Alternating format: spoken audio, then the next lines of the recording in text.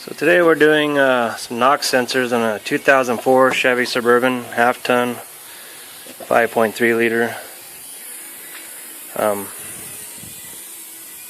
kind of got stuff already out, but I'll kind of tell you what I did first by first.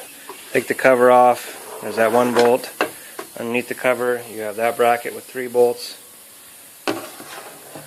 Keeping this stuff kind of together. You got to take your air. Before you do all that, if you have an air compressor, blow all the dirt and everything out you can, so that way you don't have no dirt trying to go down into your intake, whatever. And just try to clear off the motor as much as you can. Don't power wash it. You don't want to power wash these vehicles.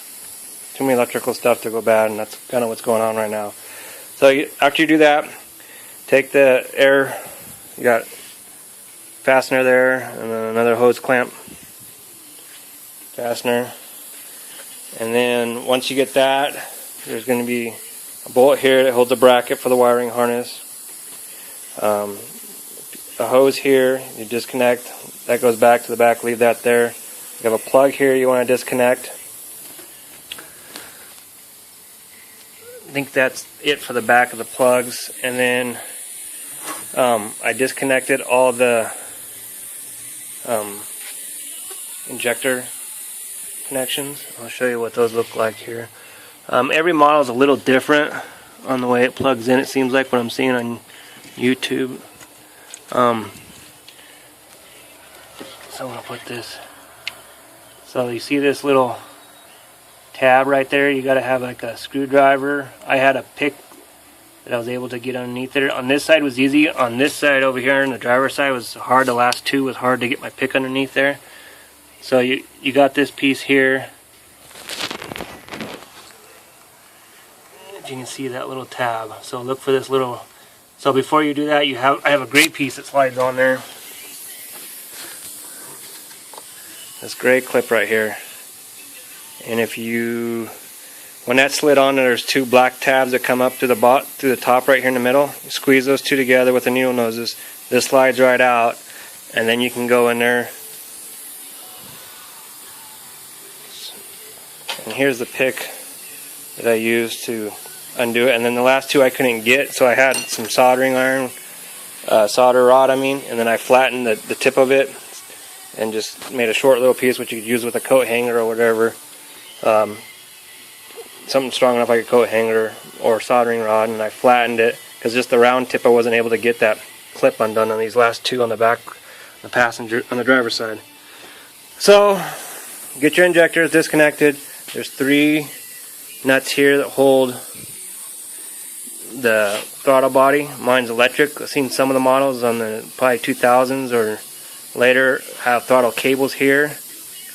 I just unbolted them and slid it down. I didn't have to disconnect the antifreeze line there, but my throttle body's really dirty, so I'm going to clean that too. And then you have another tube that connects here. It crosses over. There's 1 bolt here that holds, I think that's the EGR valve. I was able to undisconnect that and leave the tube all connected and wiggle it through here. This is it here. Let me get the light back here. That's it there. And I wiggled it through the fuel rail system there. And then I had these plastic fuel disconnects. Okay, here's my piece of wire that I used to see how I flattened it over. The plastic ones to disconnect the fuel rails, well, those ones are a piece of junk. So I think it was $6 at Napa. I got this one here. I'm sure other stores, you just slide it on right there and just pushed it, which gives you enough leverage to push it forward. It's the larger size, which I think is the 3/8 size, and then able to just pop those off. So once you get the 2 fuel lines popped off, I just kind of moved them back to the back, lifted this all up and just shoved it to the side. You're going to have 8 bolts, 4 on each side for the intake, and that's I believe it was a 10.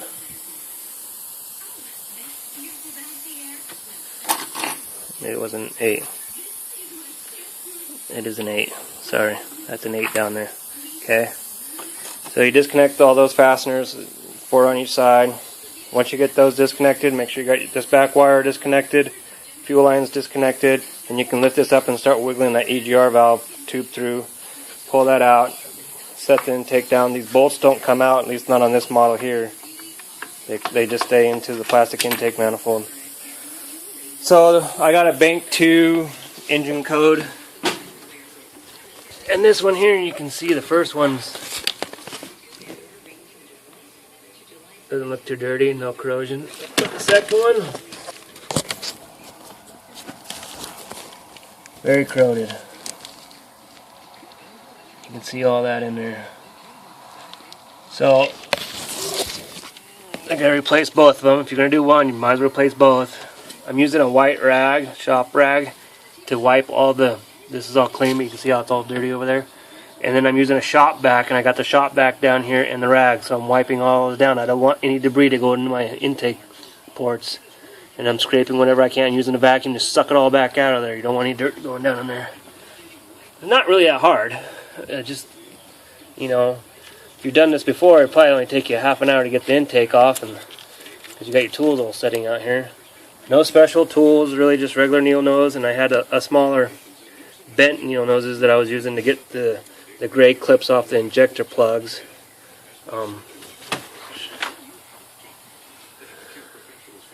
So if you are changing these, use AC Delco. Do not use any other aftermarket brand. I've seen people use aftermarkets, and I see on YouTube they got to go back to the AC Delco because they're not getting the right codes. Two different guys, the same thing. I'm adamant about using AC Delco products. They're made for this engine. They have the tolerance and specs that are looked after. I mean, brakes, rotors, whatever, you can use cheaper stuff. But when you're using electronic stuff, get the factory stuff. Yes, it costs more. Try not to go to the dealership. If you can go on eBay or whatever, or go to an AC Delco distributor, you can get the parts. So, you're going to need new intake gaskets. A lot of times these intake gaskets go bad on these, and that's a lot of, you get lean. Nice clips, spend the money on them. I got new wires too, because a lot of times they say the plugs in here go bad. Water, moisture. 2 new knock sensors. AC Delco. No other brand. AC Delco only. GM products. I had to get the wiring harness at a Chevy dealership. But I have an AC Delco distributor up here, and I was able to get my gaskets and the knock sensors.